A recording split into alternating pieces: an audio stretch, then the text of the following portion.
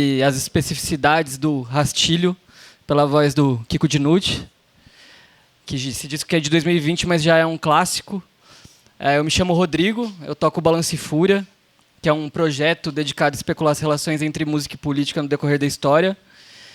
E a discotecagem comentada a ideia, né, desse formato é de criar um espaço em que a gente possa compartilhar e se apropriar das referências que as pessoas que a gente gosta ou dos temas que nos interessam, o que eles, enfim, têm, como que eles constituem uma obra e como eles podem servir para que a gente forme comunidade também. A gente ficou muito tempo isolado, então acho que um ambiente que a gente fale sobre música e pense sobre música, para além só de contemplar ou de só ouvir, também é interessante. É um espaço para que vocês se conheçam entre si e que talvez consigam e pensem em produzir coisas em outros lugares e de outras formas. Acho que, além de tudo, é isso, um esforço de uma atividade coletiva e também de acessar as pessoas e as obras que a gente gosta a partir de outros pontos. Esse espaço aqui é Intercomunal Music, uma loja nova que existe desde outubro. Ela é do Vitor, ele recebeu vocês aqui com a listinha. Acho que é a loja mais legal de São Paulo, ou do Brasil, com os discos mais interessantes. E o Vitor também, talvez um dos lojistas mais legais que eu já conheci. Então, aproveitem para conhecer o acervo. E eu acho que é isso. Procurem o Balance Fúria nas redes sociais, tem em várias. Procurem a Intercomunal. E agora, deixo vocês com o Kiko. Boa noite. Estava olhando vocês sentadinhos assim no banquinho baixo. Está parecendo aquela escolinha do Chaves, sabe? Eu separei aqui umas músicas. Eu vou ficar tocando, falando em cima. Eu tentei pensar no que me influenciou, né, para fazer esse disco. Tem várias coisas que não é nem música, mas as que são música, eu pensei muito no violão, que esse era o meu principal objetivo, fazer um disco de violão, né, a essa altura do campeonato, né, depois de tanto violonista foda que o Brasil, né, tem toda uma escola. Desde o Dilermano Reis, passando por Garoto, Baden-Powell, Gilberto Gismonti, Rafael Rabelo, Yamando Costa, e muitas outras pessoas, né, que continuam nessa coisa do violão brasileiro, coisa e tal. E eu tinha muito complexo. Falei, como é que eu vou fazer um disco de violão depois desses caras, né? Eu não sei solar. Mas eu pensei nos violonistas que fizeram minha cabeça. Que nem todos são desse universo, né? Da escola brasileira. Então vou mostrar algumas coisas que também não são violão, não é violão. Mas eu vou começar pelo Baden, que o Baden acho que foi o primeiro cara que eu ouvi tocando violão, que eu falei, isso é um violão, mas não é um violão, isso é outra coisa, isso é berimbau, tambor. Abriu, né? Abriu que o Baden ele tinha dois lados. Ele tinha o lado erudito ali, que estudava, tocava valsas dificílimas, mas ele tinha esse outro lado da macumba, do samba, né? O único show do Baden-Powell que eu vi na vida, ele já era evangélico já, mas ele tocou o samba da bênção, né? E era no Sesc Instrumental. Aí era na Paulista. Num pré-Sesc Paulista, né? Era um outro Sesc Paulista. E ele falou assim, dá licença, eu vou cantar uma música, eu sei que é instrumental, mas eu vou cantar uma musiquinha. Aí começou lá, é melhor ser alegre que ser... Eu olhei para a mão dele, ele estava só com a unha aqui, tocando assim, ó, né? Aí ele falou nesse dia, no meio da música, né? Ele falou, Bossa Nova que me perdoe, mas a melhor batida é essa da velha guarda aqui, né? Ficou tocando com o dedão, assim. Que é o velha guarda, sei lá, do jeito mais rústico, né? Que você pode imaginar, né? E eu fiquei com muito isso na cabeça. Eu falei, o cara solou o show inteiro para no fim ficar fazendo 3 acordes com o dedão, né? Só. Então, o violão do Baden sempre me incentivou nesse sentido. Aquela coisa meio rock, meio riff, né? É outra coisa, o baixo fazendo riff. Para mim, abriu muito minha cabeça, assim, para ter coragem mesmo de me atirar no violão de uma maneira mais radical. Então, o Rastilho começa com a música Exu Odara. Eu vou começar com a música do Baden Powell, chamado Lamento para Exu, que está no Afro Sambas. Eu peguei a versão que é o Afro Sambas que ele fez depois, né? Que ele fez sem o Vinícius. Mais focado no violão mesmo, nele cantando. Então vamos começar com o Exu do Baden, que acho que conversa muito com o Exu do Rastilho.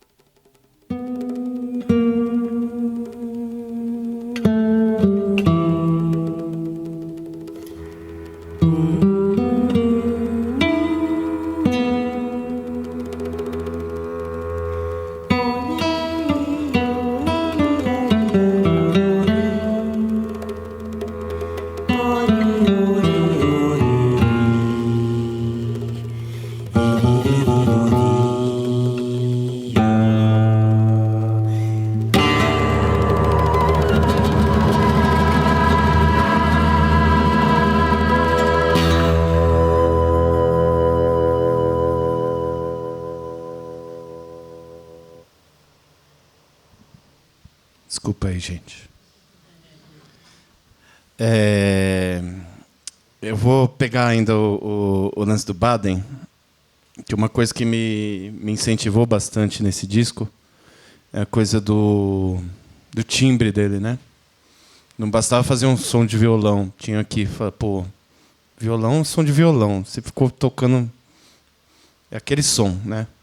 Sempre vai ser aquele som. Violão é aquele som. Tem disco que grava violão melhor, tem disco que grava violão mal. É um instrumento meio ingrato, né, para assistir show, porque liga o violão na linha, fica aquele som de praça de alimentação, assim, né, do shopping. Aquele violão chapado, né. Então eu ficava muito preocupado. Assim, pô, como é que eu vou gravar um disco de violão? O que eu vou fazer, né, tecnicamente falando?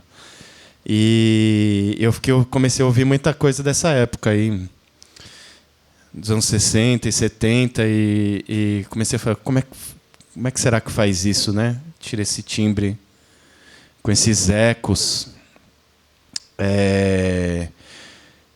E vai ter outra história desses timbres também, que é uma experiência extramusical. Mas eu vou mostrar alguns trechinhos assim de alguns timbres que eu acho interessante. Vou tocar uma outra gravação do Baden, não vou tocar inteira, tá? Eu vou tentar contar a história mais rápida, só para a gente ter uma base.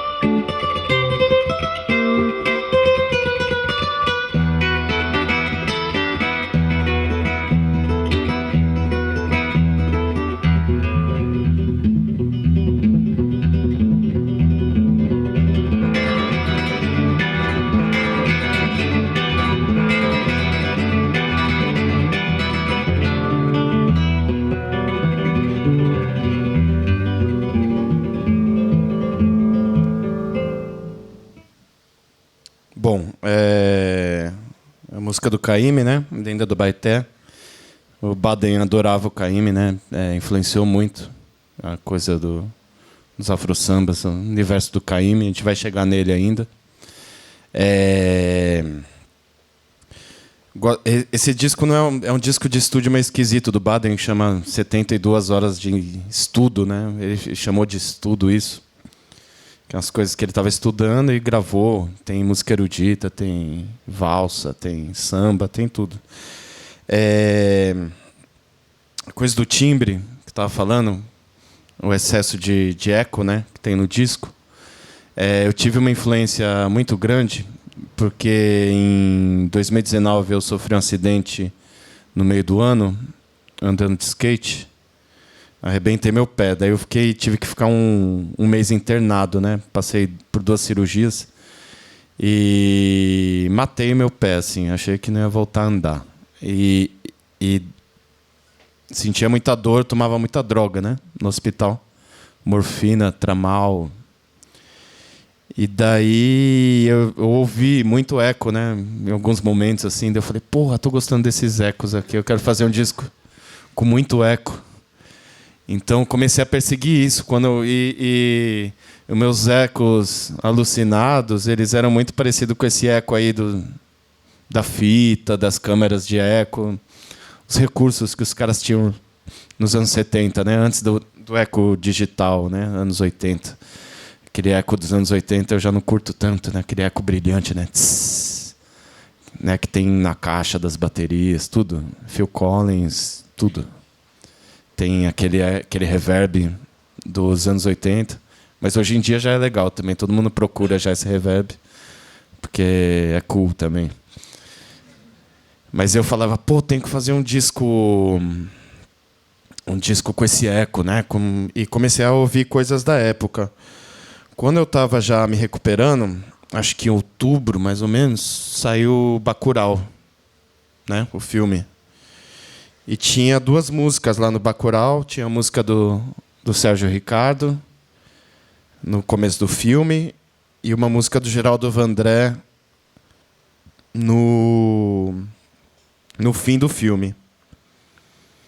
Eu separei aqui a música do Geraldo Vandré, só para a gente dar uma olhada nesse timbre. E essas 2 músicas que tocam no Bacurau vai me sugerir uma nova coisa no disco também. Vamos ouvir um pedacinho do Geraldo Vandré.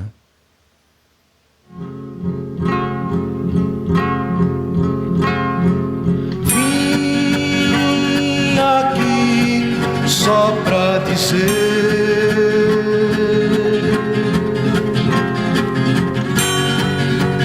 ninguém há de me calar.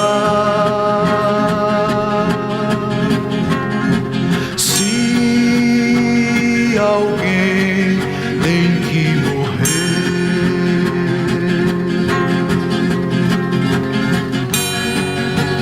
Que seja pra melhorar.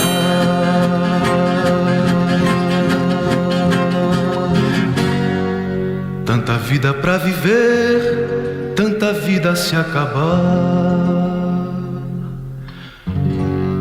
Com tanto pra se fazer, com tanto pra se salvar.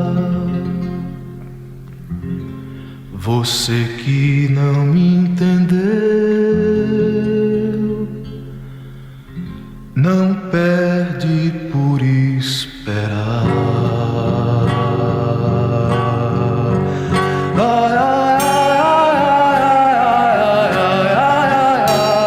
Reverb vai lá pra casa do caralho.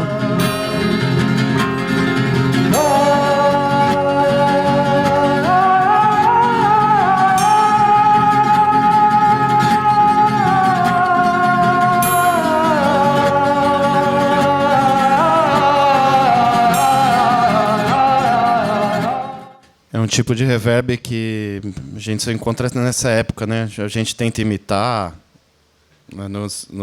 com as coisas tecnológicas, com os plugins, mas não consegue muito. Eu escolhi uma música do Sérgio Ricardo, que não é a música que está no Bacurau, mas é a música do Deus Diabo na Terra do Sol, tem um disco, né, do Sérgio Ricardo, Deus, Diabo na Terra do Sol, com as músicas do filme, com alguns diálogos.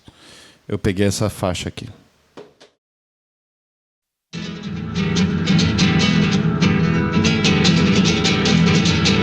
Se entrega por isso, eu não entrego não. Eu sou passarinho, se entrega por isso, eu não me entrego não me entrego ao tenente, não me entrego ao capitão, eu me entrego só na morte, para aberto na mão. Se entrega por isso, eu não me entrego não, eu não sou passarinho pra viver lá na prisão. Se entrega por isso, eu não me entrego não, eu não me entrego não me entrego ao capitão, me entrego só na morte, de parabelo na mão. Se entrega por isso, se entrega, Corisco! Eu não me entrego ao tenente, não me entrego só na morte, de parabelo na mão. Se entrega, eu não me entrego só na morte, de parabelo na mão. Mais fortes são os poderes do povo! Só raiar, matar. Bom, eu comecei a pensar muito na coisa do faroeste, né? Caralho, a gente tá na era Bolsonaro, tava, né? Graças a Deus. Mas eu falei, a gente tá no meio de um faroeste, né? Acho que a gente nunca esteve tão perto assim do faroeste. E quando eu fui ver o Bacurau, que é um faroeste, eu falei, porra, véio, faroeste, fiquei com isso na cabeça, né? E Deus, Diabo da Terra do Sol também acha um faroeste. Né? Ele fez muito inspirado ali no John Ford. E eu sempre gostei muito desse universo do faroeste, né? Porque é o mundo masculino nas últimas consequências, né? Aquele homem que vai até a morte, né? Tipo, para mostrar sua macheza ali.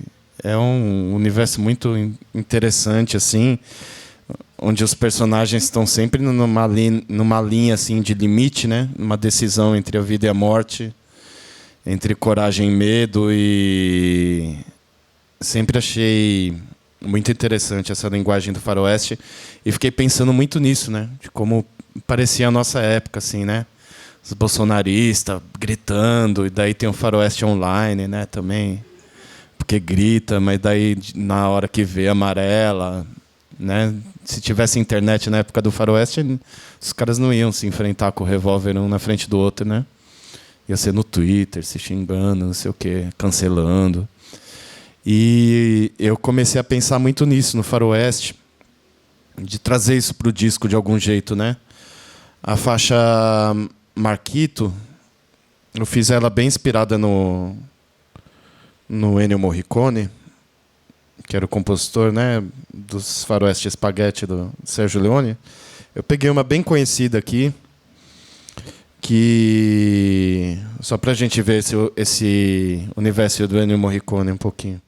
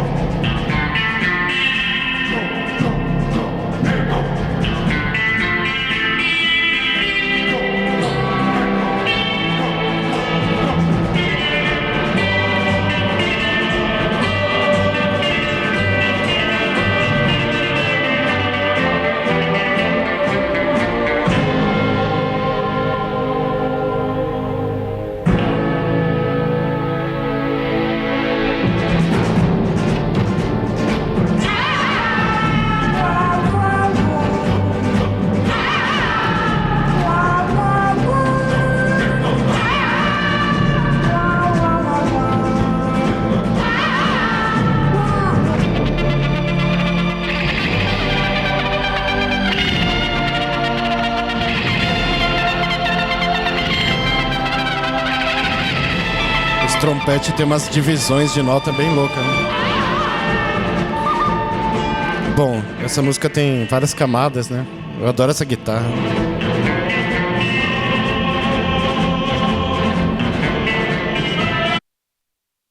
Eu falei, porra, tenho que fazer uma música meio Sérgio Leone, né? Aí tava pensando nesse... O mais perto que eu consegui fazer foi isso aqui.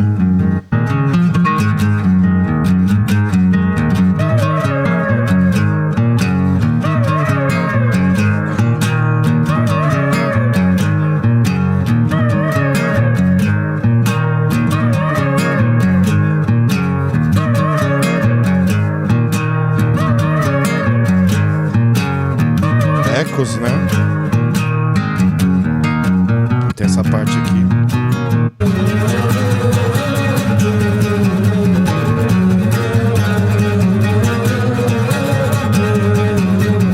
Quando eu tava fazendo essa música aqui, eu pensei em 3 cenas, né? Tem aqui, ó.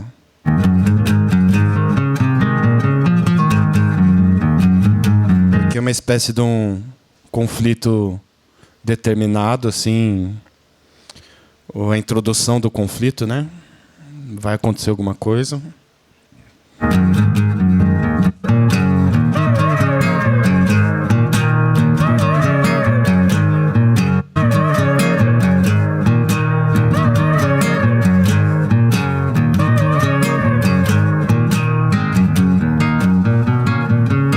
Aí aqui seria a coisa do caminho, né? Dos inimigos indo se encontrar, ou um perseguindo o outro,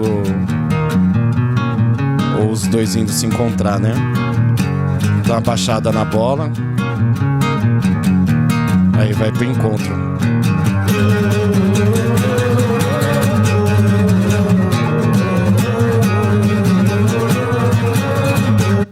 Bom, nada disso importa, porque se eu não falasse ninguém ia perceber, né? Mas eu fazendo os temas instrumentais, eu tentava puxar para essa coisa do faroeste, né?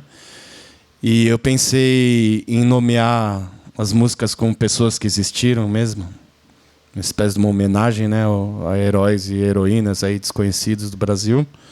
Esse primeiro é o Marquito, que é um cara que era guerrilheiro, braço direito do Marighella, quando começaram a fazer as ações, né, os assaltos a banco, coisa da luta armada.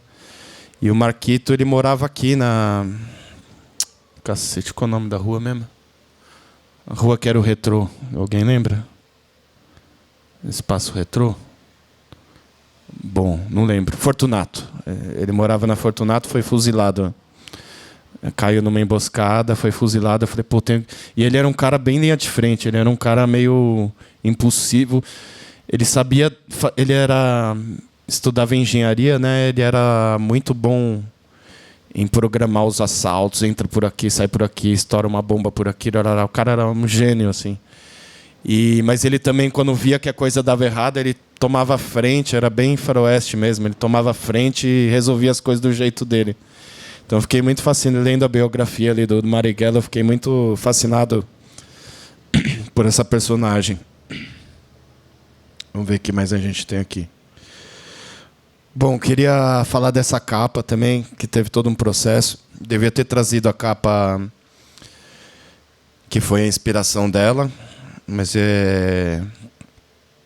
eu estava pensando na capa, o nome do disco não tinha nome ainda do disco.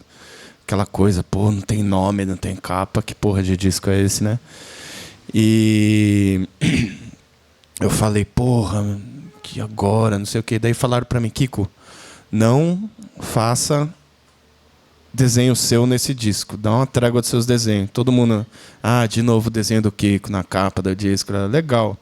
Mas dá uma férias. Eu falei, porra, se fosse uma pintura, né? Comecei a pensar numa coisa, uma pintura a óleo, que passasse uma coisa clássica. Lembrei do disco do New Order. Comecei a fuçar os discos. Achei aquele disco Power, Corruption and Lies, do New Order, que é umas flores assim, né? E eu, caraca, velho, quem que vai fazer isso daí, né? eu já tava com a ideia da fruta podre. Falei, mano, a fruta podre pintada a óleo de um jeito super clássico, vai ter tudo a ver com o disco, não sei o quê. Eu abri Instagram. Quando eu abri Instagram, eu vi o perfil do Pablo Saborido, era meu amigo, e ele tinha fotografado uns bagaços de laranja de um café da manhã que ele tinha acabado de fazer. Eu falei, cara, acho que é ele. E daí eu olhei no Instagram dele, ele estava pintando a óleo também. Algumas fotos dessas frutas. Eu falei, cara, é ele. Aí liguei para ele, e daí ele falou, pô, posso falar depois? Eu falei, o que você tem? Ele falou, tô com dor de dente, tô tomando um monte de remédio aqui. Eu falei, você tá tomando remédio? Eu também tô. Qual que você tá tomando? Não sei o quê. Na hora que ele começou a falar de remédio de dor, de analgésico, eu falei, porra, é esse cara mesmo que tem que fazer. E aí ele começou a produzir essa foto no estúdio, né? Comprou já as frutas já na xepa, assim, já quase apodrecendo. E ficou vários dias deixando apodrecer ali no estúdio dele. O estúdio dele ficando com um cheiro horrível. E durante a gravação do disco ele apareceu lá com a foto e com a pintura. Foi um auê também para fazer a pintura. Não tinha cor, daí teve que importar não sei onde para pegar a cor da pintura, não sei o quê. E ele veio com a pintura e com a foto. Eu falei, porra, a pintura tá massa, mas tá bonita demais. Não tem podridão na pintura, sabe? Ficou tudo muito bonito. O podre da... Não vinha aquela coisa do podre, né? Eu falei, vamos fazer a foto? Ele, pô, a foto não. Ele tava querendo investir na coisa de pintor, né? Eu falei, mano, vamos na foto. A gente fez uma pequena votação para quem estava no estúdio. Todo mundo, não, a foto. E a gente escolheu essa foto aí, que foi muito emblemática, né? Acho que o disco teve um alcance de público muito pela capa também. Eu nunca tinha vivido isso. De ter uma capa que despertasse um interesse extra, né? Muita gente chegou nesse disco porque olhou ali no YouTube, apareceu lá a fotinho, clicou. Muita gente escreveu para mim e falou, cliquei nessa foto, eu ouvi a música e fui conhecer o Metá Metá só depois, coisa e tal, né? Então, eu tentei separar uma música desse disco do New Order aí, desse disco, mas eu nunca ouvi eu tenho esse disco em casa, mas não é o que eu mais ouço do New Order, né? Eu fiquei pensando, pô, que música do New Order eu podia fazer para homenagear aí por causa da capa. E eu lembrei que tinha um programa de skate nos anos 80 na Gazeta chamado Grito de Rua. Badeco apresentava e tocava a música do New Order, o Ceremony. Aí eu vou tocar porque esse disco acabou. Eu quebrei o pé por causa de skate, fiz o disco porque quebrei o pé.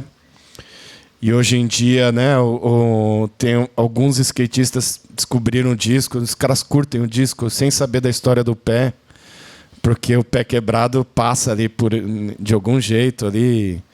Então já tem alguns vídeos já que tem música do Rastilho que está rolando por aí de skate, um vídeo da Thrasher em parceria com a Converse.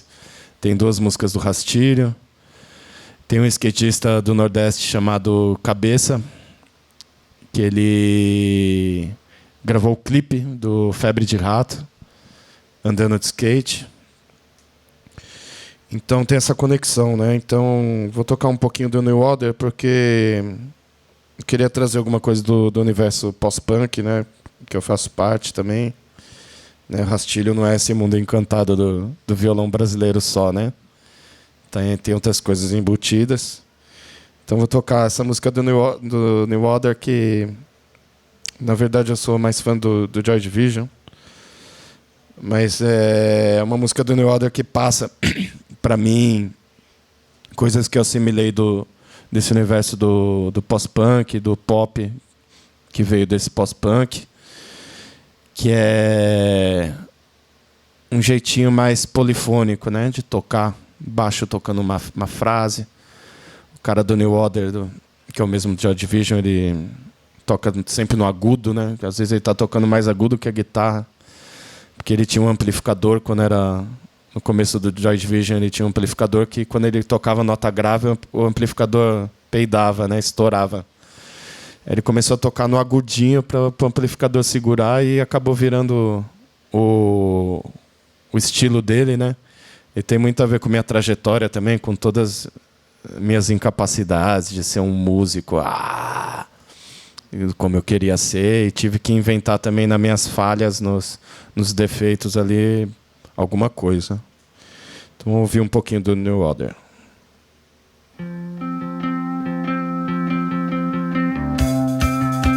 Onde o baixo tá?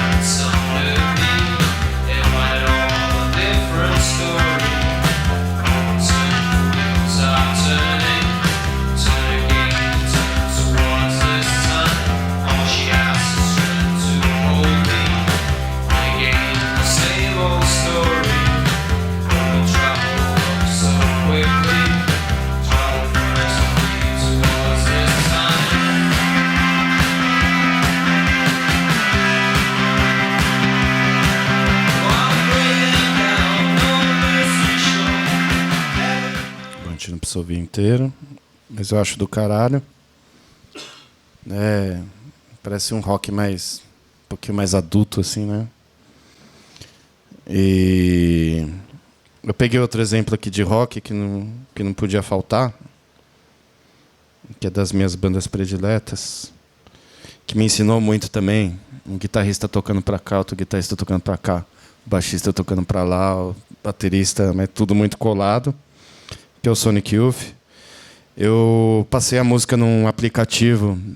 Existe um aplicativo hoje em dia, entre tantos, que usa inteligência artificial para separar os canais de uma música, né? Uma coisa que, se falasse há 10 anos atrás, ninguém acreditaria. Tipo, pegar qualquer disco, qualquer faixa fechada, qualquer MP3 e ele separar bateria, baixo, guitarra, voz.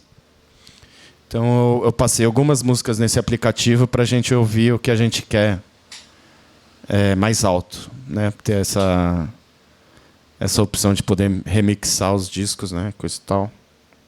Tô com vontade de passar todos os discos do mundo nesse negócio aqui, só para poder ficar ouvindo as coisas separadas. Mas eu separei uma música do Sonic Youth para a gente ouvir um pouco das guitarras. Eu me enxergo muito ali na adolescência, 13, 14 anos, ouvindo isso e falava, puta, que rock é esse que tá rolando? Tá estranho, não sei o quê. Mostrava para meus amigos punk, os caras achavam estranho, mostrava para os metaleiros achavam estranho. E eu não sabia o que era isso, né? E essa coisa do pós-punk acho que abre a porta para muita gente, assim, né? De ir atrás de outras coisas. Foi a portinha ali para eu ir atrás de jazz, de free jazz, de música brasileira, de música inventiva. Isso, o Sonic Youth empurrou muito para isso. E ele está no rastilho de algum jeito também. Ouvir um pouquinho das guitarras.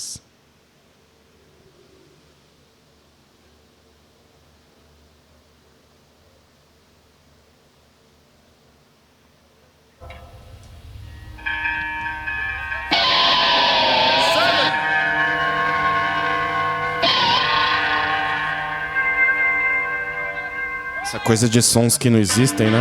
No instrumento. Afinação própria.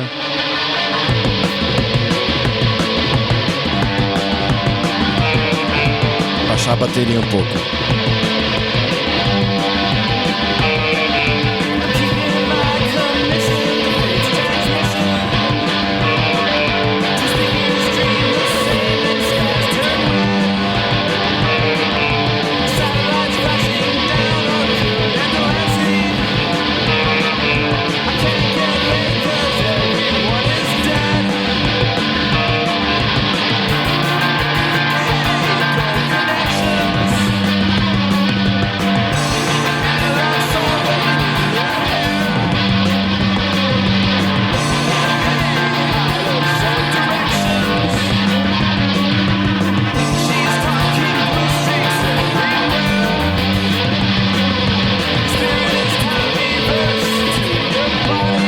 parte no meio que eu acho muito interessante. Vou adiantar um pouco aqui.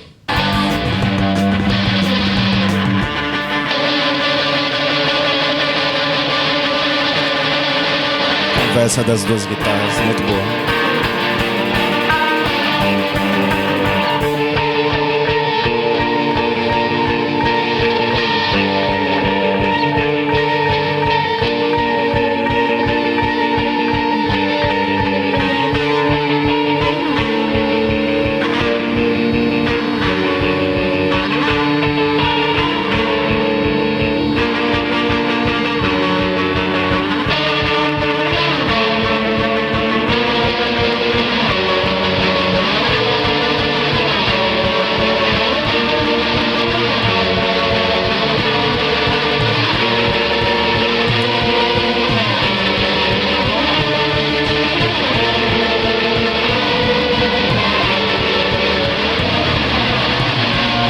Subir a bateria.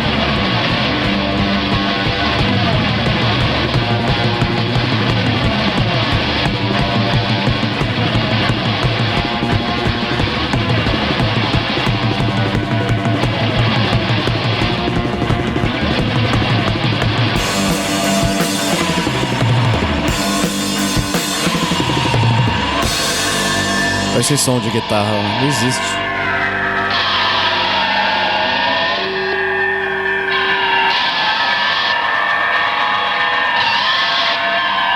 Essa coisa de explorar o instrumento para ele virar outra coisa, né? Não é um som que você ouve no rock and roll, nem no punk. Isso é muito subversivo até pro punk, né? Isso foi me dando os estalos, assim, tipo, o instrumento tem que ser outra coisa. Você vai tocar o violão, mas tem que ter som. Eu fui sacando isso por causa de alguns compositores, que a gente vai chegar neles agora. Invente seu jeitinho de tocar ali, vai mais pro ritmo. Meu forte nunca foi a harmonia, né? Não sou aquele cara de harmonia, de tocar Tom Jobim. E sempre me pegou a coisa do ritmo, né? Pensar violão como um tambor, assim, uma calimba, alguma coisa assim. Bom, vamos passar por algumas pessoas. Eu queria passar pelo João Bosco. Não, primeiro, acho que a primeira música que eu ouvi, falei, tem alguma coisa errada com esse violão. Foi Expresso 2222 do Gilberto Gil. Falei, não, tem 5 violão tocando aí. Não, tem um só. Depois eu vi ele tocando, fui num show, assim, fiquei olhando a mão dele. Falei, não acredito. E ele fazendo de um jeito super fácil, né? Super orgânico, assim. E comecei a sacar isso. Faz um negócio que seja fácil. Não faz um negócio que seja difícil. Vai ser difícil para uma pessoa que tentar tirar. Vai ser difícil. Para você tem que ser fácil. Isso é uma grande dica assim, que eu dou para qualquer músico. Não faz um negócio que você não vai conseguir tocar a sua própria música. Você vai ter que ficar 1 ano ensaiando sua própria música. Não vai dar certo. Um negócio que sai assim, ó, que nem, sabe, sua respiração, seu corpo, né? Eu sinto muito isso nessa música do Gil.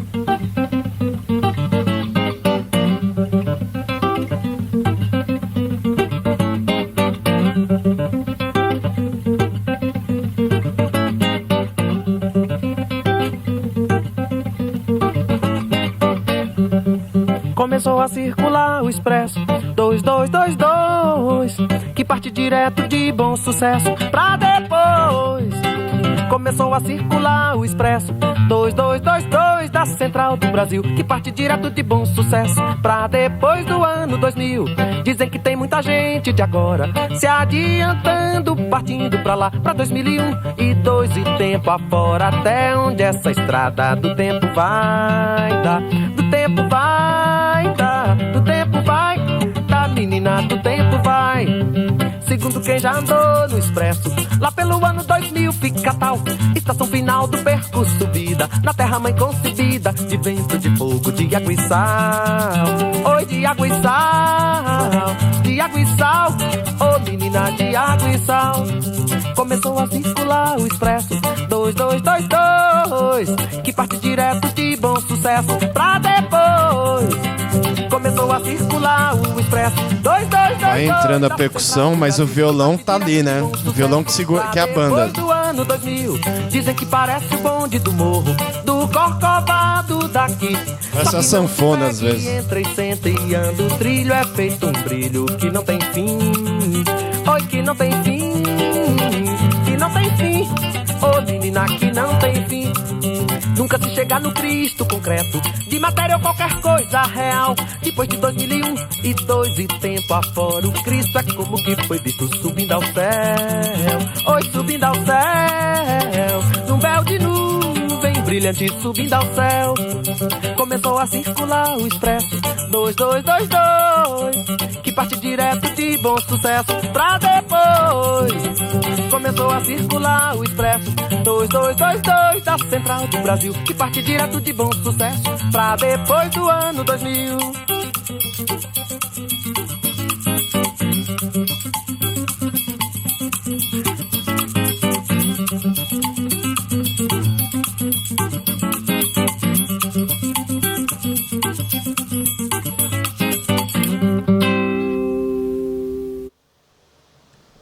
Quando eu olhei o dedinho... Eu tenho um vídeo, depois vocês procuram no YouTube, vídeo aula, Gilberto Gil, coisa assim.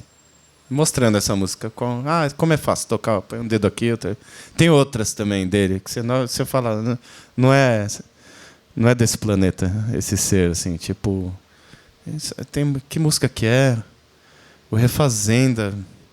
Não sei se o Refazenda, ele mexe 3 dedos, assim, ele fica só fazendo isso, assim, ó. Um monte de corda solta, que bate com essas 3 notinhas que ele... é um negócio... magia mesmo, uma feitiçaria. Eu falei que ia chegar no Dorival Caymmi, que é um cara que me influencia muito, assim. Eu acho o cancioneiro inteiro dele, né? Aquelas canções super simples, assim, né? Com 2 partezinhas. Aí o violão, que você fala, não, o violão é simples, mas você começa a olhar, tem umas notas estranhas puxando pra cá, outra pra cá. Isso antes da Bossa Nova, né? Tudo bem, tinha um garoto ali já fazendo algumas coisas. Voltando só ao Gilberto Gil, só para não perder o fio da meada, nessa introdução, ele usa muito uma técnica que Roberto Mendes já estava fazendo nessa época também, de tocar o polegar e o dedo indicador na mesma corda. Então é quase como se você estivesse fazendo isso com a palheta, só que dá um efeito, dá um outro swing fazendo, né? E o Gil teve essa sacada. O Garoto já tinha feito isso numa outra música, mas não vou botar o Garoto agora. Vamos voltar para o Caymmi. Eu tomei a liberdade de mandar o Caymmi lá para o Moisés, para o aplicativo. E a gente ouviu uma música do Canções Paraeiras da altura que eu acho que tinha que ter o violão, que eu acho o violão do disco meio baixinho. Caetano Veloso concorda comigo também.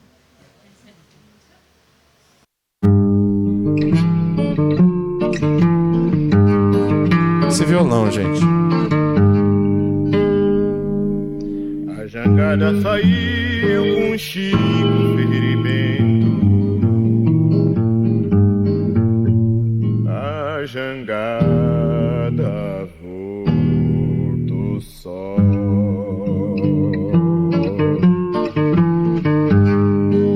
Com certeza foi lá fora um pé de vento. A jangada voltou só.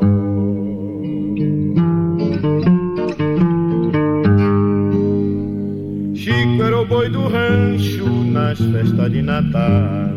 Chico era o boi do rancho nas festas de Natal. Não se ensaiava o rancho sem com Chico se contar. Não se ensaiava o rancho sem com Chico se contar. E agora que não tem Chico, que graça é que pode ter? Se Chico foi na jangada e a jangada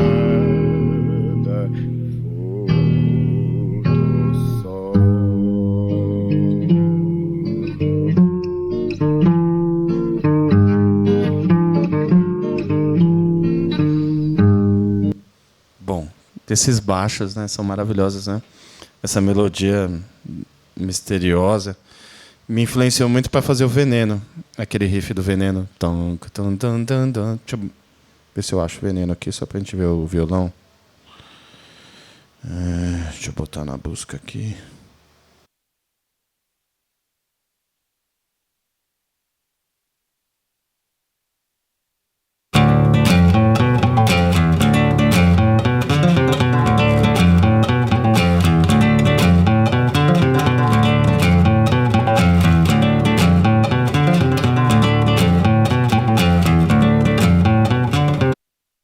Tem o Gil, tem o KM, tem um pouquinho de João Bosco também, né?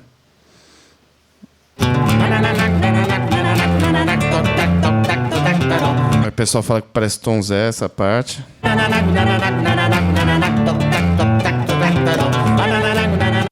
Enfim, você já conhece.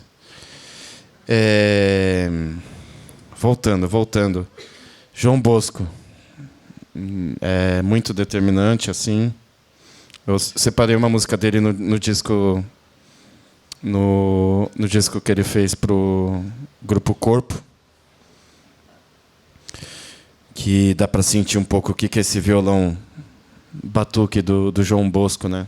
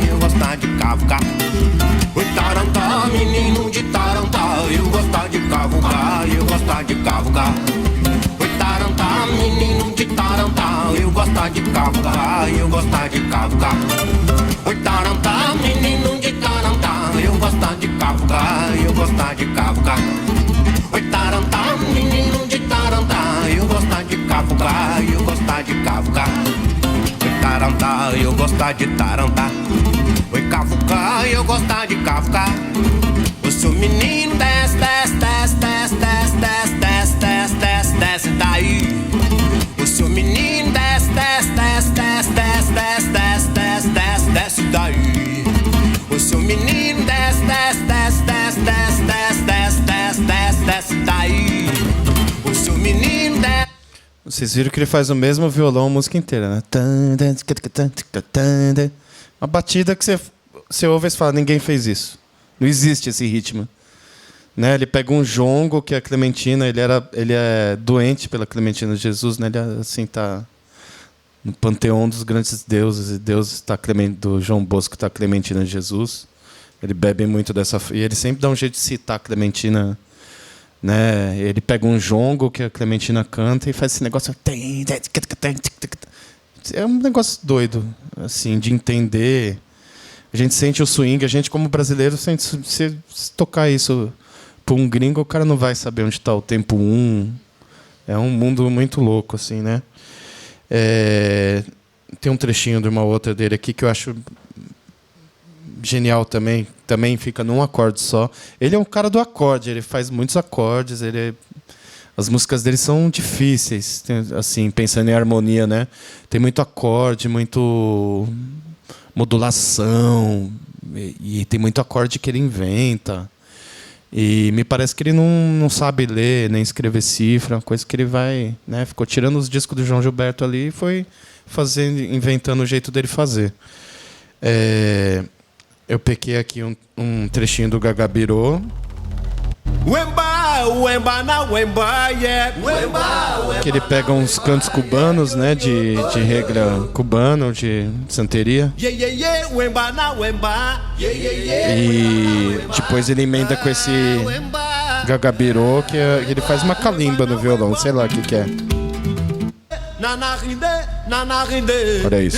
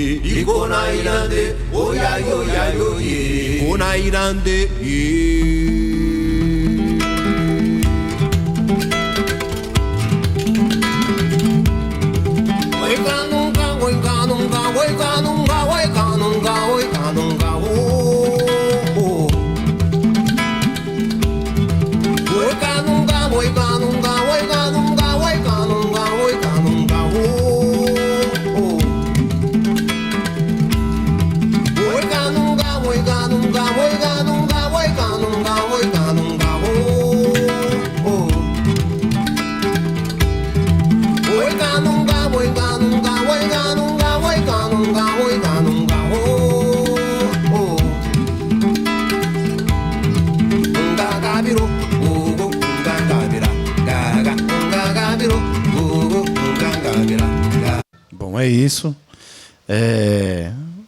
Esse lado do João Bosco me deixa maluco. Eu vou compartilhar uma coisa para vocês que eu nunca tornei público, que eu mandei certa vez, eu mandei para casa do João Bosco esse disco, esse LP. E um amigo meu, jornalista, o Lucas Nobile, falei, pô, esse amigo João Bosco, você tem a moral de mandar um disco lá para ele? E eu mandei. E o João ouviu e mandou um áudio falando do disco. Então vocês vão ouvir o João Bosco falando do Rastilho.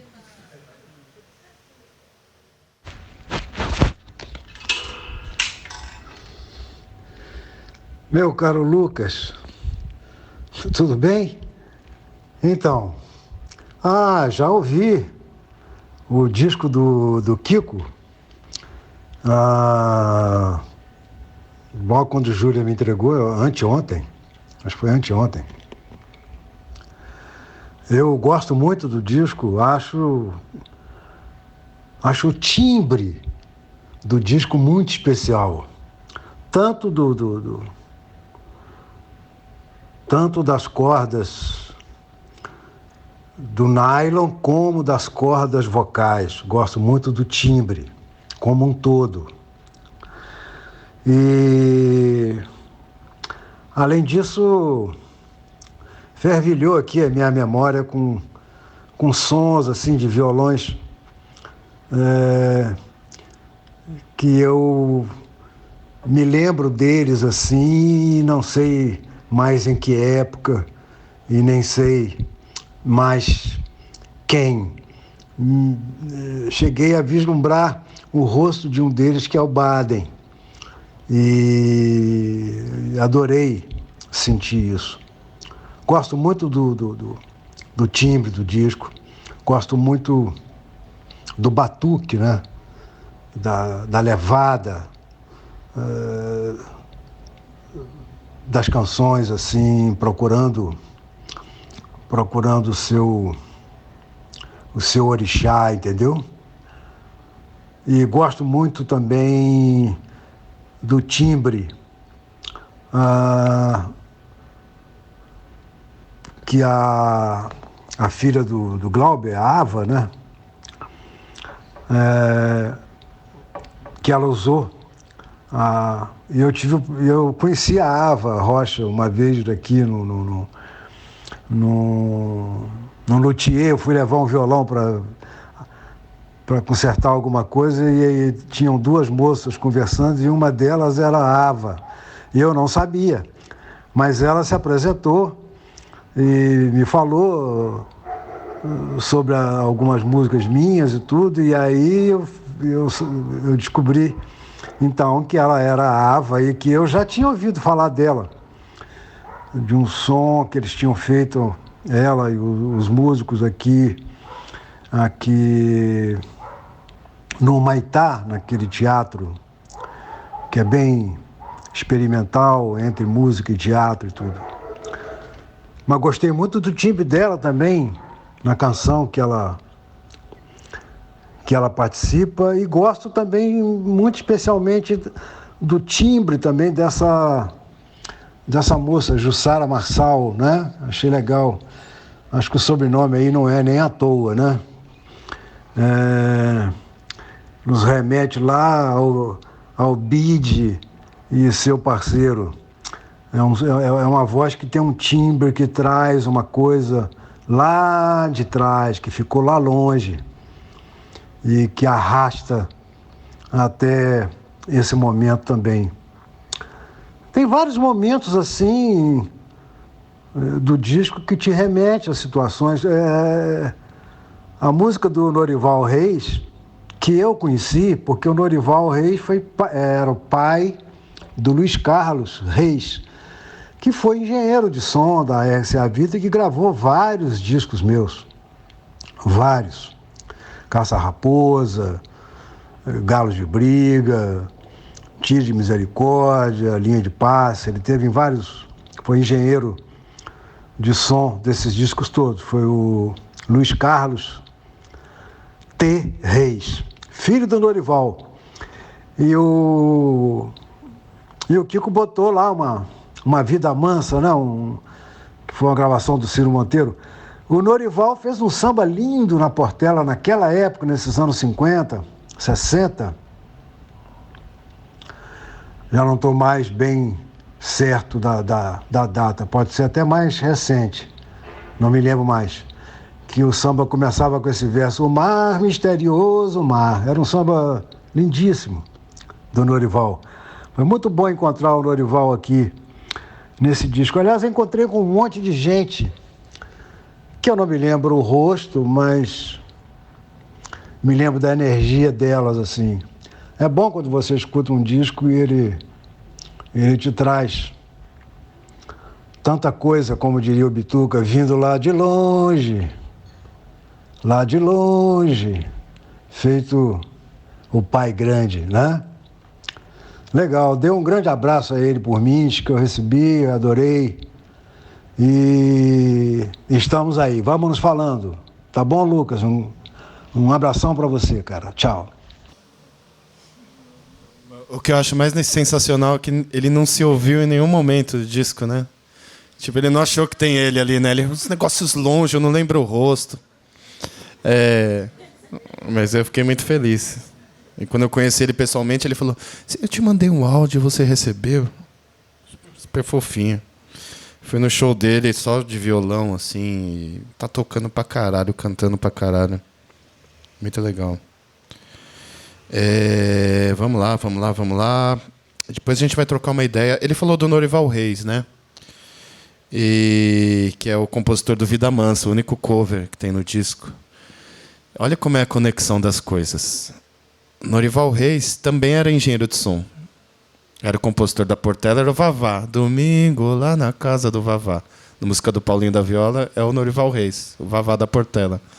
Ele era técnico de som das rádios do Rio de Janeiro, dos anos 50, 40. E ele foi o primeiro cara a usar eco. Olha só como é que o mundo gira, né? O filho dele gravou os discos de João Bosco, o Norival Reis, que eu escolhi a música por causa do Ciro Monteiro. Posso botar um pouco aqui, um trechinho que é linda, a gravação é muito melhor que a minha. E o cara mexia com eco, fez vários... Eu vou tentar achar, se vocês me derem um minuto, eu vou tentar achar aqui. Eu tenho um grupo chamado Disco de Violão, que era o disco que o grupo que eu montei com os engenheiros de som do disco, né? Que é o André Magalhães e o Bruno Buarque. E a gente tem essas conversas. Depois eu não vou conseguir achar essa porra, véio, agora eu faço. Mas enfim,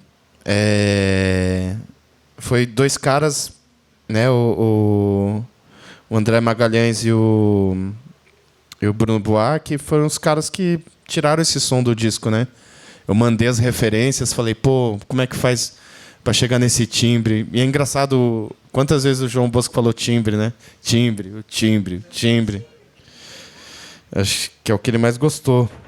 E os caras fizeram esse som acontecer, né? Gravando em equipamento analógico, alguns até dessa época aí, dos anos 60. A gente usou reverb de mola, a gente usou fita, né? Eco de fita. Tinha uma escada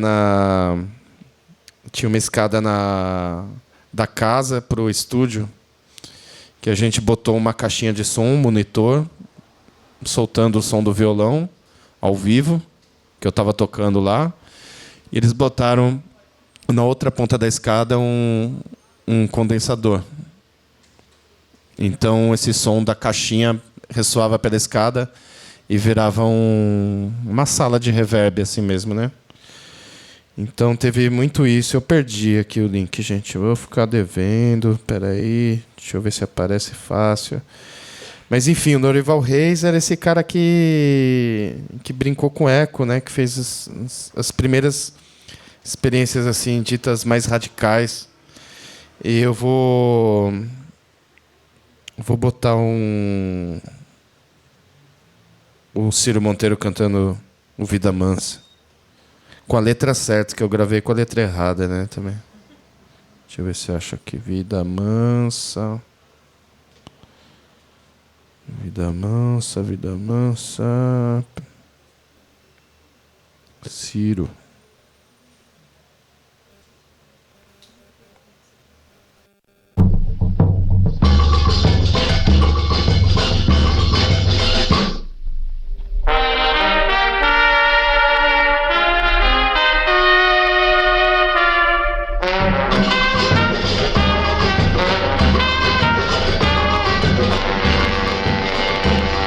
O que eu queria, meu amor me dava. Que vida mansa sorrindo eu levava. Meu amor brigou, vida mansa acabada. Meu amor brigou, vida mansa acabada. O que eu queria, meu amor me dava. Que vida mansa sorrindo eu levava. Meu amor brigou, vida mansa acabada. Meu amor brigou, vida mansa acabada. Procurei pé de briga, meu amor aceitou, me deu mão na jogada. Olha a lona que eu estou. O que eu queria, meu amor me dava. Que vida mansa sorrindo eu levava. Meu amor brigou, vida mansa acabada. Meu amor brigou, vida mansa acabada. O que eu queria, meu amor me dava. Foda, né? Eu adoro ele cantando. Acho dos cantores da rádio, assim, era o cara que tinha aquela voz do morro mesmo, assim, sem muita firula, né? Sem aquela coisa impostada do Francisco Alves, dos caras daquela época, assim. Acho muito foda. As coisas. Eu queria lembrar de um violão também, que é a Rosinha de Valença, que eu descobri ela nos discos do Martinho da Vila. Antes de saber, né, que ela tinha uns trabalhos solo, ela tem uns discos. E é uma puta instrumentista, assim. Fez trabalhos lindos, teve uma carreira interrompida, né, pela doença. Sofreu muito com essa doença, décadas. Mas ela deixou um legado aí. Eu peguei aquele disco Canta Minha Gente, do Martinho. Tem 2 violões, tem ela e tem umas faixas que é um cara chamado Mão de Vaca, eu esqueci o nome dele, Manuel, se alguém souber aí. O apelido dele era Mão de Vaca, tinha a mão meio pesada. E já falaram pra mim, você toca que nem um Mão de Vaca, você é meio parecido com o Mão de Vaca tocando, quando eu toco samba, né? Então, o que eu fiz?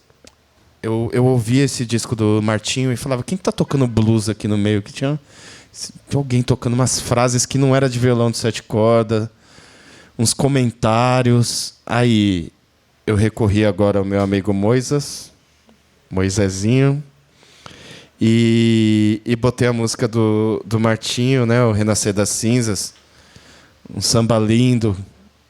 A escola tinha sido rebaixada na teoria. E o Martinho quis fazer um samba para levantar a escola, né? E botou essa daí.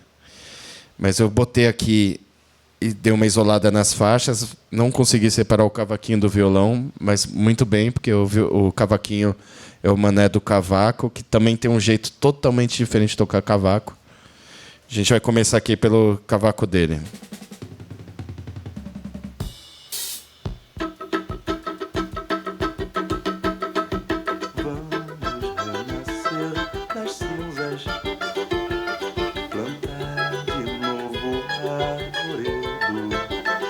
Ele usa os agudos só para pontuar.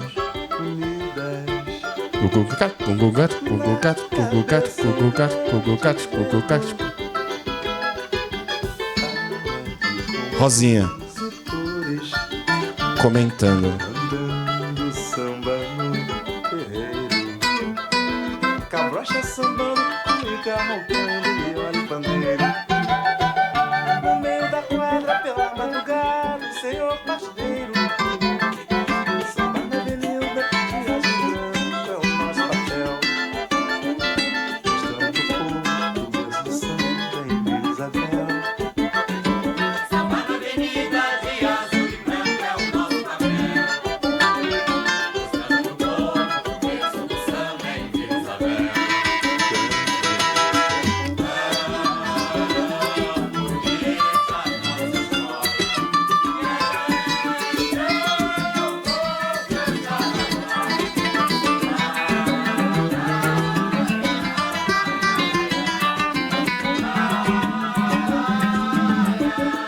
Renascer, vamos renascer das cinzas.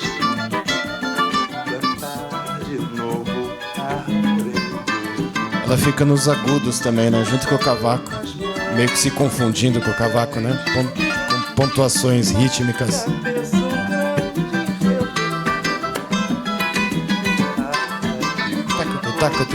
Usa muito isso, né? Como se fosse tamborim. Tac, tac, tac, tac. No meio da quadra, pela madrugada, o senhor pasteiro. Samba na avenida, dias de branco, é o nosso papel. Mostrando o Deus do samba em Vila Isabel. Bom, é isso. Peraí, acho que eu esqueci de alguém aqui. Mas é isso, é mais ou menos... Esse é o universo violonístico, né, desses cantores e gente que não era só violonista, né, concertista e coisa e tal. Bebi um pouco do violão dos cancionistas, né, que está muito... Né, todo mundo tem violão em casa, todo mundo arranha, todo mundo... O cara pode tocar qualquer instrumento, mas ele gosta de pegar o violão lá e botar uns acordes e compor alguma coisa. Então, tinha que aparecer, né, essas pessoas. A Rosinha estava fazendo essas marcações de cavaquinho. Eu vou botar uma música aqui do Jorge Ben, que eu também passei pelo Moisés, e deixei o violão dele bem alto. E tem umas coisas rítmicas inacreditáveis. Ó.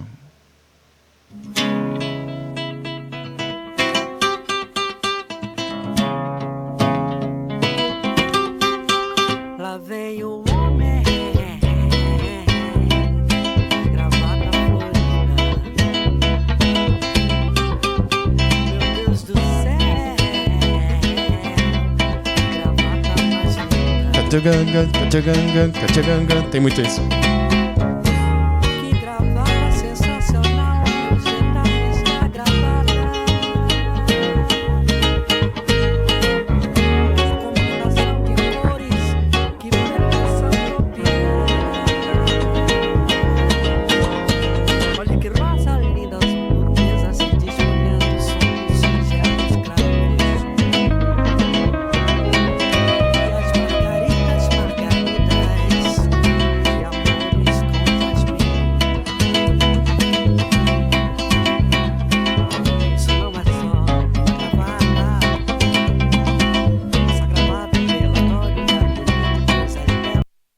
fazendo, né, dois, três acordes ali, mas com uma variação rítmica que não se repete, né, sugere algumas repetições, mas pula para outra coisa. Uma visão percussiva assim muito aguçada. Eu vou abrir aqui para perguntas, mas antes eu queria mostrar para mim que é o maior violonista de todos. Me perdoem todos os outros que eu mostrei, mas eu vou mostrar uma música do Nelson Cavaquinho, que para mim divisor de obra assim na minha vida mesmo, né? Nem na minha arte, né? Tem um documentário, tem dois documentários muito bons do Nelson Cavaquinho no YouTube. Um é o curta-metragem do Leon Hirschman, né? Maravilhoso, Nelson Cavaquinho. E tem um outro documentário que está no YouTube também, se procura lá, documentário Nelson Cavaquinho TV, que é um documentário da TVE, que ele já está, acho que foi gravado no ano que ele morreu. Ele andando bêbado por aí, fazendo samba com um monte de gente, fazendo samba de improviso. E tem uns depoimentos, né? Tem um depoimento do Egberto Gismonti que eu acho muito legal, que o Egberto fala assim: o violão do Nelson Cavaquinho é o pior violão que pode existir na visão do acadêmico. Na visão do mundo ocidental acadêmico, é o pior violão do mundo que pode existir. Mas, na visão da arte, da invenção, né, da onde a arte pode alcançar mais longe, ele é o maior violão de todos os tempos. Então, eu também concordo, acho que o Nelson Cavaquinho é o maior violão. E aquele jeito todo torto, né, de tocar com só 2 dedos, violão corda de aço, com as cordas trastejando, ele mesmo, né, como um todo ali, né, rouco, bêbado, e com aquelas músicas desgracentas, né, aquelas letras. Vou botar uma música dele que tem a letra bem desgraçada, que é Pecado, que é um cara que tomou uma gaia, mas vai aceitar a parceira de volta, mas não sabe como lidar isso com a sociedade. Na época devia ser mais puxado, né? Mas vamos lá ver, só para dar uma olhadinha no violão dele. Ele está tocando com o Guilherme de Brito no programa Ensaio.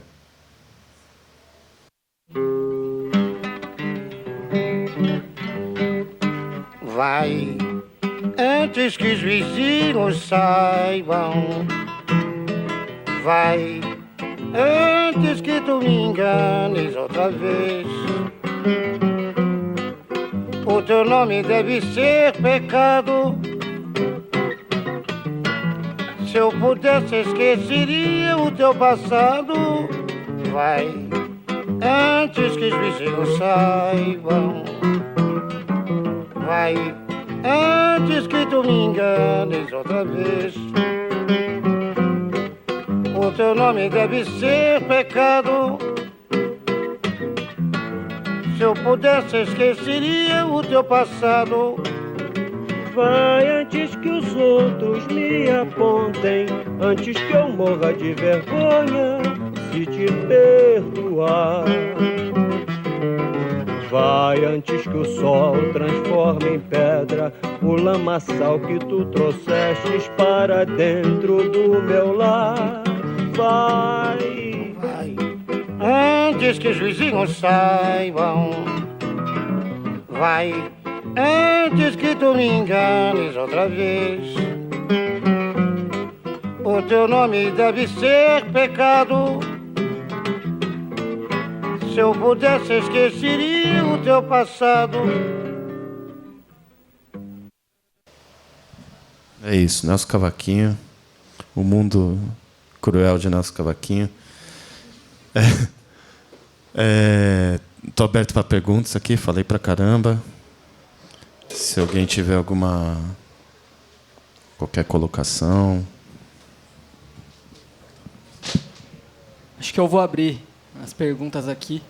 Você coloca o minimalismo como algo que te apetece muito, e eu acho que não só enquanto recurso técnico, por ter vindo de uma cena que o minimalismo era quase que uma regra para se produzir música, mas também porque eu acho que deixa mais interessante as expressões quando ela é mais visceral, às vezes tem um elemento de corpo maior do que de recurso técnico. Mas a pergunta é, quando que um minimalismo próximo de algo como Psicose encontra o minimalismo do Baden-Powell? A coisa do minimalismo, para mim, veio da incapacidade, assim mesmo. Eu lembro assim, quando eu tive crises assim de falar, pô, de várias histórias horríveis assim, de largar o violão e ele ficar 5 anos jogado aos pedaços assim, né, na infância, né? Eu tive uma experiência uma das maiores experiências da minha vida. Foi quando eu estava andando no bairro assim. E tinha um cara lá no bairro que o nome dele era Cazuza, porque ele era bem magrinho.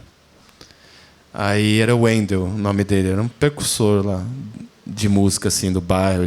Ele tinha um grupo chamado Metro Quadrado. E depois ele montou um outro grupo chamado Rock Local. Eram os drogadinhos ali do bairro. Os caras cheiravam benzina, essas coisas. E daí o Wendel, ele tocava violão. Daí um dia eu passei, ele era mais velho, né? Ele tá com o violão, assim. E ele tocou uma música que eu conhecia, que era o Ira, o Envelheço na Cidade, aquele riff. Eu contei essa história pro Scandurra já, ele quase chorou. Aí eu falei assim, caralho! Aquela música da rádio tá dentro do violão do cara, né? Tá tipo... Isso me deixou muito maluco, assim. Eu falei, mãe, me dá um violão. Porque o cara, ele toca música que sai da caixa do som, mas sai do violão. Era um negócio, pra mim, impensável que isso fosse possível, né? De tocar uma música além do disco ali, aquela música. E daí eu fui fazer aula de violão com um pastor evangélico, que foi horrível, horrível, horrível. O cara tinha uma escola de inglês também, que tinha que ser crente para fazer escola de inglês. E daí dava aula de violão, foi horrível. Eu deixei o violão lá, 5 anos, né? Não fui nem pegar o violão. Tanto horror que eu senti, assim. Então, teve essas fases. Daí, na época do rock pesado, né? Ali, 12 anos de idade, 11, 12 anos de idade, querendo aprender aqueles barulhos que eu estava ouvindo. Eu recuperei esse violão, ele já estava todo quebrado, cheio de durex, assim, né? E eu comecei a tocar com a minha afinação, não sabia afinar. Aí veio um filho da puta, isso tá errado. A afinação é assim, mi, lá, ré, fez aquela afinação padrão. Eu perdi até uma das maiores perdas da minha vida foi essa afinação original que eu tinha inventado ali, né? Devia ser algo parecido com o nosso cavaquinho, assim, aquela coisa pura, assim, né? E daí é isso. Depois comecei a aprender música brasileira, é difícil pra cacete, né? Pra quem vem do punk, o punk é 3 acordes, não tem. Você fica escutando música americana, que é fácil de cantar, Ramones. E depois você vai, sei lá, tirar um Paulinho da Viola, você se fode. Se fode, volta pro zero. Começa a tirar os sambas mais fácil. Aí comecei nas rodas de samba, né? Ficava olhando a mão dos caras e pegando ali na hora. Isso foi legal. Foi a melhor escola para mim.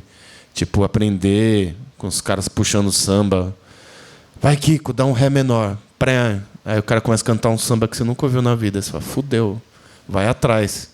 Vai sacando mais ou menos os caminhos, né?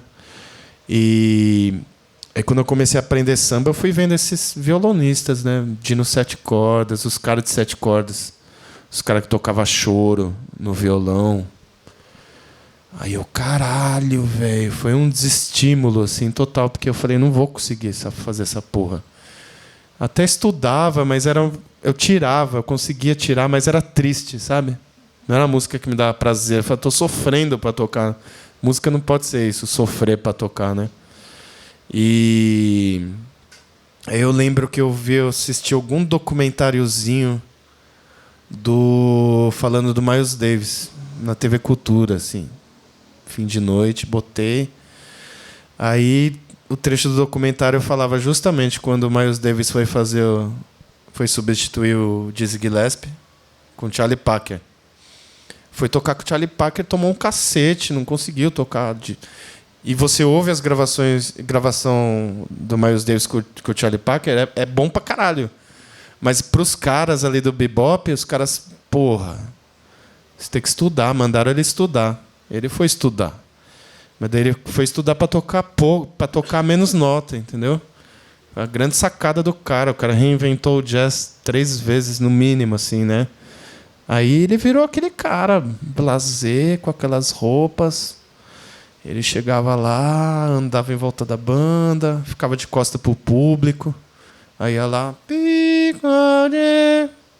saía para passear de novo, as músicas ficavam ali tocando. Aí quando ele solava era assim, pouca nota e falando pra caralho.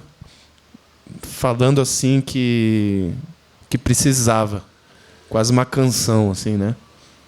Então, isso balançou muito a cabeça, assim. Falei, caralho, é isso, não tem que tocar que nem um cara do 7 cordas. Tem que tocar do meu jeito. Um jeito fácil. E acho que essa coisa do minimalismo veio um pouco disso. Depois eu fui encontrando isso em outras músicas, né? A música africana, por exemplo, quando eu comecei a ouvir, eu falava, por que essas guitarras africanas é desse jeito, velho? Tem 2 acordes, Ré e Lá. Mas cada um tá fazendo uma frasezinha. Tem um cara aqui, por exemplo, ó. Deixa eu ver se eu acho fácil.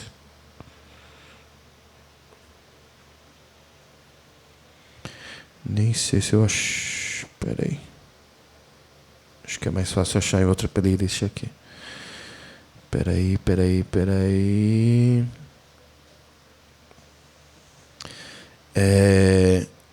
Eu comecei a pensar, porra, parece uma calimba, porque os caras sugerem aquelas notas da harmonia, mas é tudo muito com pontuações rítmicas. Uma vai entrando dentro da outra e repete, sem pena. 20 minutos repetindo aquele... Vai encaixando. A música africana ela é muito foda nesse sentido. A gente, como brasileiro, o brasileiro ficou muito obcecado pela harmonia depois da bossa nova, que é massa. Aquele caminho todo harmônico, mas muito baseado no jazz. E a gente perdeu alguma polifonia que tinha, né? Eu achei uma coisa aqui até, ó. Deixa eu ver, que é um samba... Putz, tinha acabado de achar. Aqui. Peraí. Ó, o samba era... Se a gente pensar no samba da Bahia, do Recôncavo, né? Não é o samba de rádio, cheio de harmonia que a gente...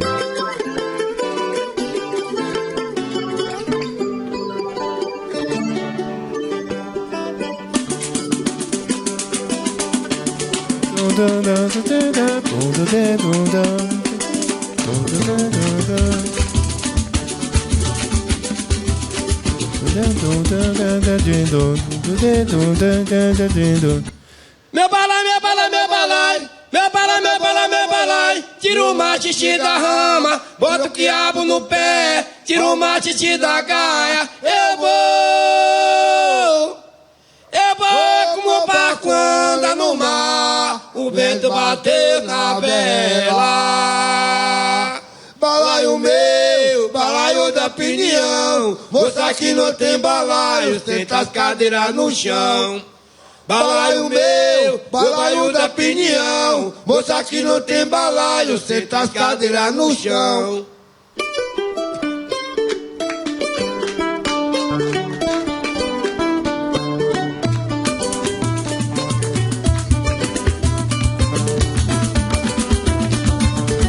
A harmonia tá aqui, mas os caras não estão fazendo... São melodias rítmicas, né? Com as notas da harmonia. Como se fosse uma música, outra música dentro da música. Isso é uma coisa muito africana que se tinha no samba, mas por ter passado pela rádio, lá na década, né, de 20, no Rio de Janeiro, 30. e com orquestra, uma roupagem mais europeia assim, que a gente foi assimilando essa coisa europeia de ter harmonia, de ter, e na bossa nova a gente forçou muito nisso, né? E todos os meus discos eu busco muito isso assim, né? Eu falei, vou fazer ideias rítmicas em cima dessa harmonia. O mundo harmônico já foi explorado já, de Tom Jobim, Milton Nascimento, João Bosco, João Gilberto. Então acho que o minimal vem nessas sequências de não saber fazer o padrão mesmo.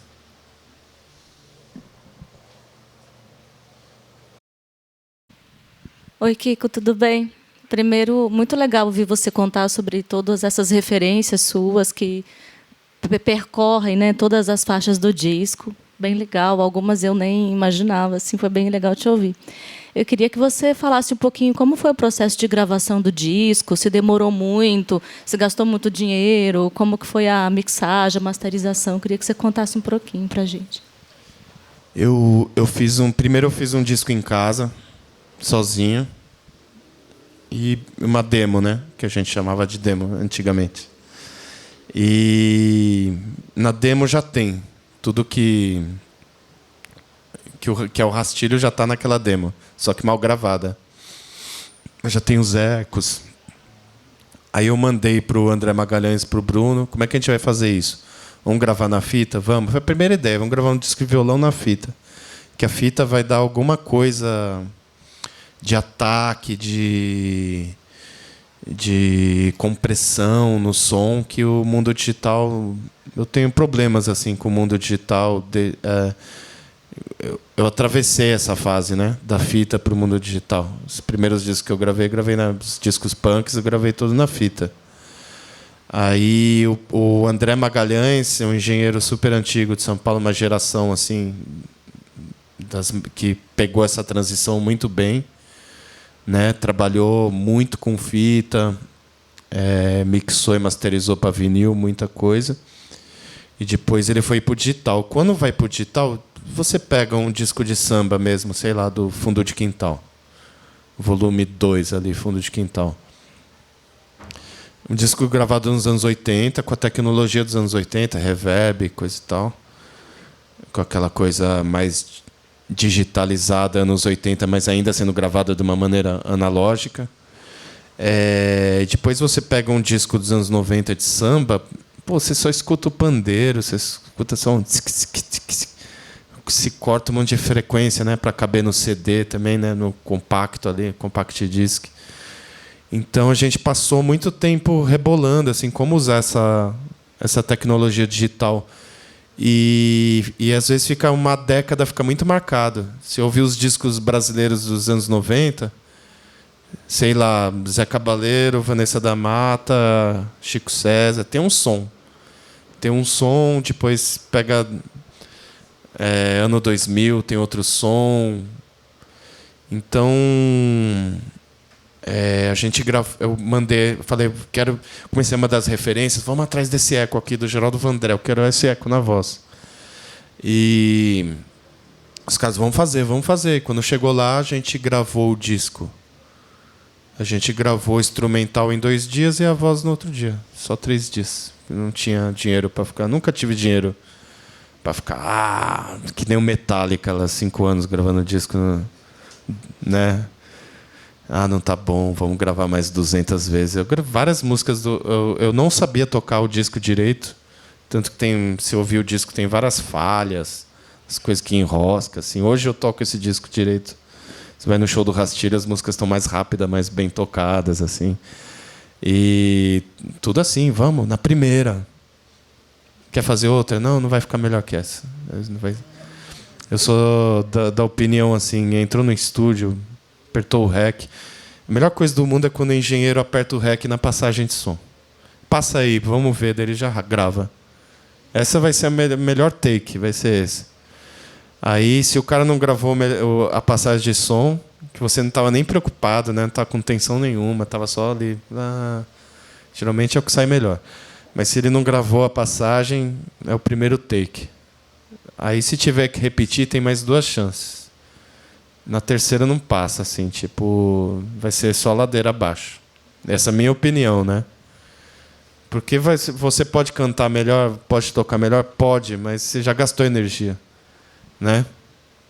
Você não vai conseguir, sei lá, o primeiro orgasmo não vai ser igual o 20º orgasmo, já vai estar todo fodido, cagado, né? Alguém mais? Obrigado. Não sei se vai chegar até aí. Gostei da camiseta. Ei, Kiko, tudo bem? Boa noite. Enfim, primeiro eu queria agradecer pelo momento. Queria agradecer também ao pessoal do Balance Fúria, do Intercomunal. Bem legal essa imersão do seu trabalho. Não é bem uma pergunta, mas eu queria que você comentasse um pouco sobre os vocais femininos presentes no Rastilho, para além da Jussara, da Ava, porque para mim foi uma coisa que ficou muito assim.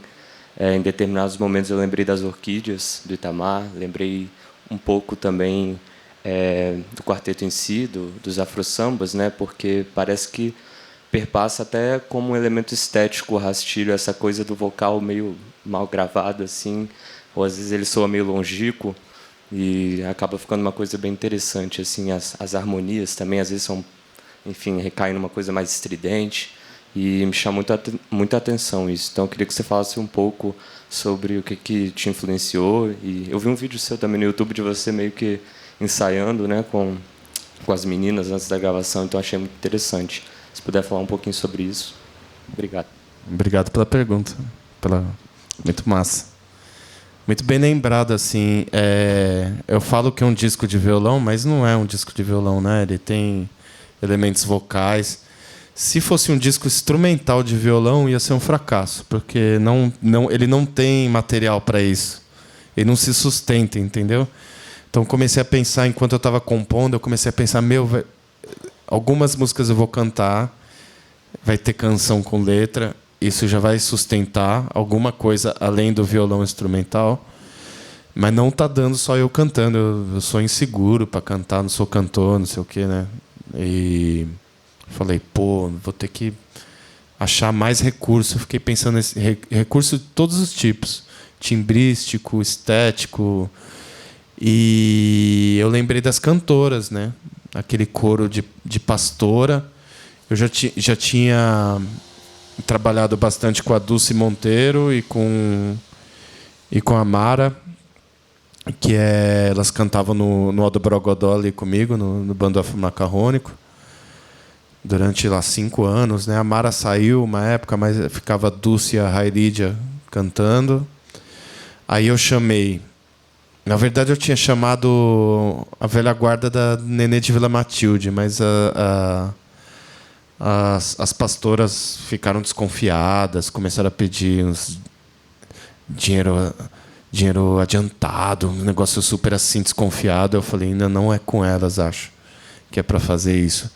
Lembrei da Dulce, liguei para a Dulce e falei, Dulce, vamos fazer o coro aqui, vamos. Liguei para a Mara. E a Jussara me indicou a Graça Reis, que eu não conhecia pessoalmente. Conhecia as irmãs Menezes, né? Aquela coisa das caixeiras, do terreiro Fantiachante ali. E a Jussara falou, chama a Graça, que acho que o timbre vai ficar legal assim com a Dulce e com a Mara. E a Jussara ficou como uma espécie de uma diretora, assim, né? Porque... não é aquele mundo nosso, né? Do profissional, é um negócio meio... Então, no disco eu ficava muito assim para entrar nas horas certas. E essa também, espontaneidade é legal também. Você vai no show do Rastilho, os vocais entram tudo meio solto, assim, né? Nada entra na hora que tem que entrar, é tudo meio descontrolado, assim. E isso que torna interessante, justamente. E foi o elemento assim que mais alavancou, onde o disco estava esgotado. Acho que quando chega o coro, a primeira faixa que eu lancei, né, como single, foi o Olodé. E o Olodé, eu posso até mostrar aqui o começo, que tem 3 momentos aqui, né? Ó. violão, um pouco mais contido.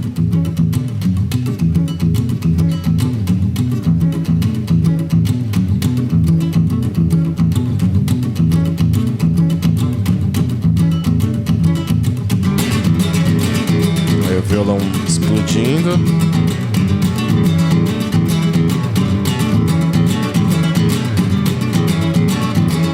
Agora vai ter a coisa do Hitchcock, ó.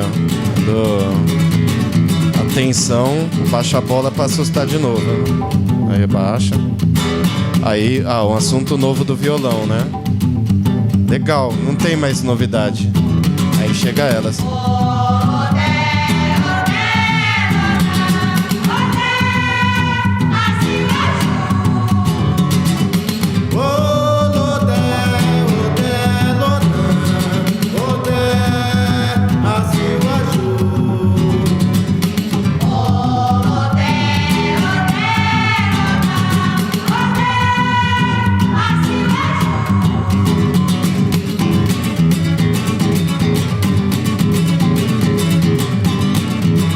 Tem um novo recurso que é a percussão.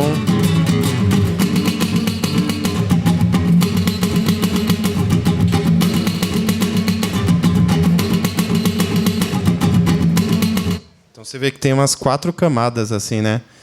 E a entrada delas é uma surpresa, assim, todo mundo chapou. Quando a música foi lançada, tipo, legal, o violão do Kiko, já conheço, lá, lá, lá. Quando entrou esse timbre delas, que é muito delas mesmo, né? Não adianta imitar. Tipo, vou tentar imitar. É delas, da vivência do samba, das coisas, é aquele timbre mesmo. Aí é a mesma coisa que tentar imitar o Nelson Cavaquinho, não dá certo, né? Então, muito bem lembrado, assim, a coisa do coro é uma alavanca. É um recurso, assim, que é usado toda hora. Se não fosse elas, tanto que elas estão no começo, no meio, no fim, né? No show elas cantam essas músicas do disco. Então elas não estão no palco toda hora. Elas entram assim, numas horas meio... a carta na manga ali. Elas entram, todo mundo enlouquece. Elas me deixam um pouco sozinho. Daí tem os duos, né, com a Jussara, com o Gi. Vários momentos, mas é muito importante a presença delas. Mais alguém? A saideira?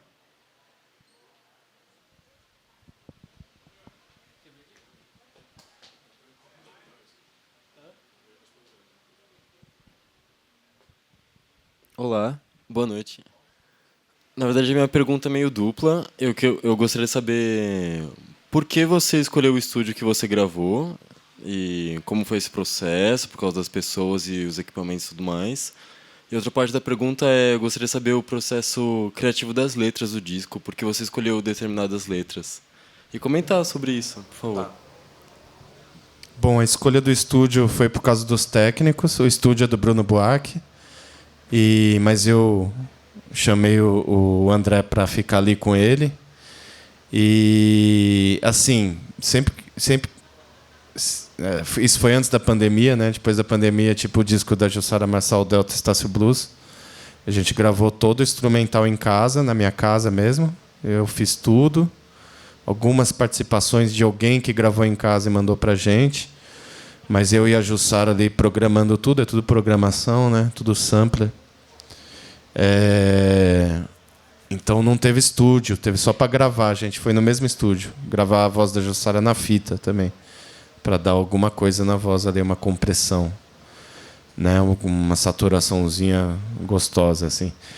E escolhi por causa dos caras, que eram os caras... Eu acho que, assim, entrou em estúdio, tem que ter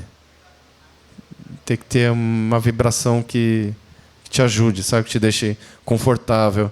O técnico, o engenheiro tem que ser um cara legal. Se você conhece, melhor ainda. Um cara que gosta do seu trabalho, que vai curtir, que você vê que o cara está ali na mesa, batendo cabeça e curtindo o que você está gravando. Não dá para entrar no estúdio burocrático. Já teve estúdio que eu entrei que parece um consultório dentário, assim... um escritório de advocacia, não tem clima, né? Daí isso passa no disco, véio. Você vai ouvir o disco tá duro, tá sem amor, não sei o quê. Então, acho que é isso. Né? Escolher estúdio, entra e se sente bem. Se não conhece o estúdio, vai lá antes. Fala, posso assistir alguma coisa aí? Posso ver lá? Qualquer lugar, qualquer casa que você for, né? Se sentir mal, sai fora. E a outra pergunta é... as letras, né? Bom, tinha duas músicas. A Febre do Rato, a música que eu já tinha feito em 2019. 2018, acho que eu fiz ela andando na rua. Andando no Brás mesmo. O ônibus estava lotado, eu pedi para descer. Aí me veio essa frase, tava com a febre do rato, pediu para descer, né? Aí eu fiquei imaginando um cara passando mal ali, com a febre tifoide ali, daí ele para no meio das lojas, depois ele é arrastado para a Igreja Universal, aí ele bate no pastor, tudo ali andando, né? Olhando a igreja, vou botar a igreja no meio da letra. E nunca tinha feito ela no violão. Quando eu decidi fazer o rastilho, eu falei, eu vou pegar aquela letra que eu fiz e vou criar um vídeo. Já tinha melodia, mas era melodia e letra sem base nenhuma, né? Daí eu comecei a fazer aquele violão meio capoeira, né?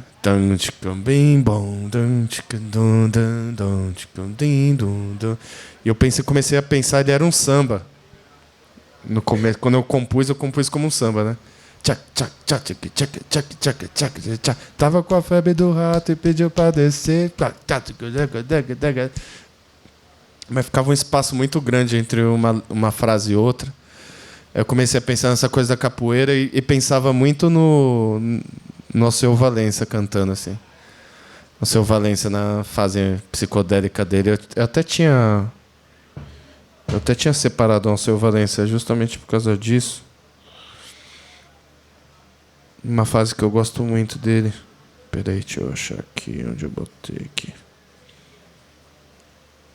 Isso daqui eu acho genial. Eu até postei no Instagram esses dias.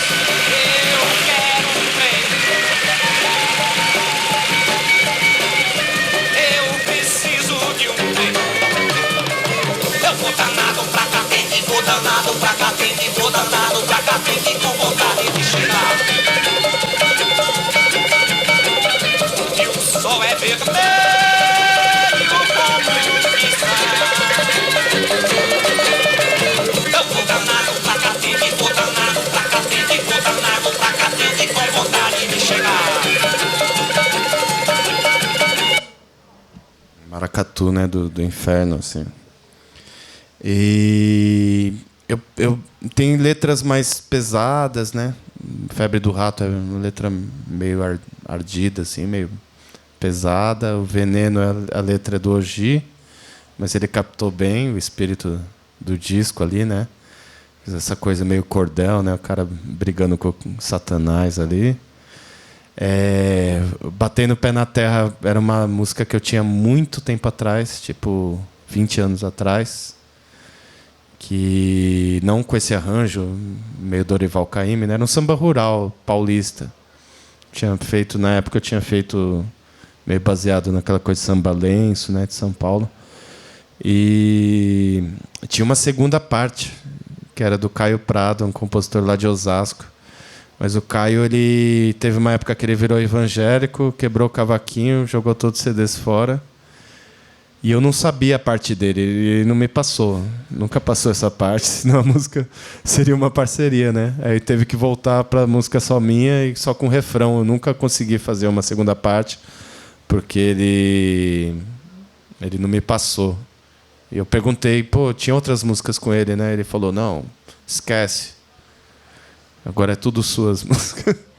E agora parece que ele voltou pro samba, está tocando de novo, voltou pro mundo profano de novo.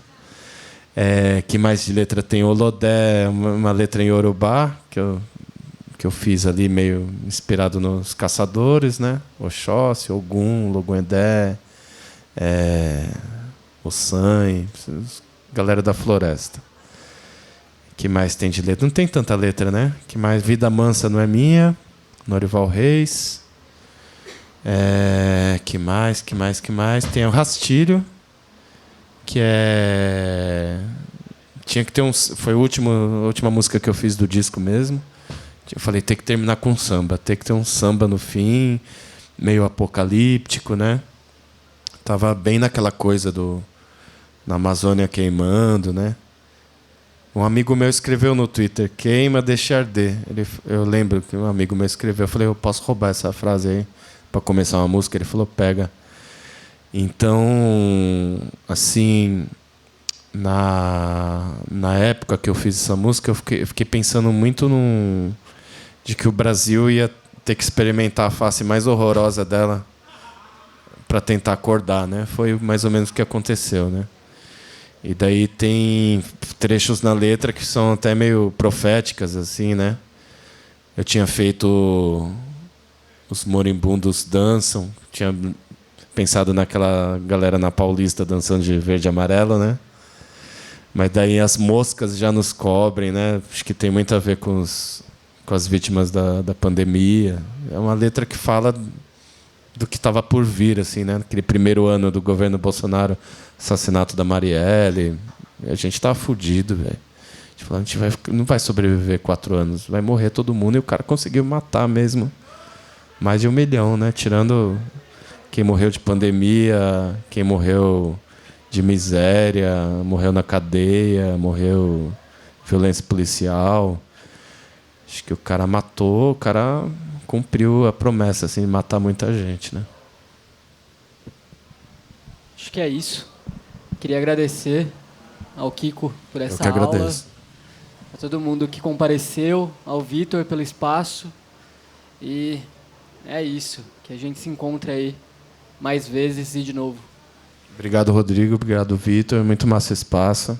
Prazerzão em conhecer. Rodrigo, a gente só se falava por internet. Também massa ter esse contato. Obrigado por todo mundo por ter colado. Foi muito massa poder falar do disco. Ouçam um podcast, Balanço e Fúria, que é muito massa. Muito episódio legal. Faz sempre umas analogias muito loucas, né? De universos diferentes. Isso é minha sinopse, tá? Mas eu acho muito legal. Sempre tem um tema muito original, assim, uns desdobramentos. Um podcast muito massa. Ouçam. Obrigado, gente.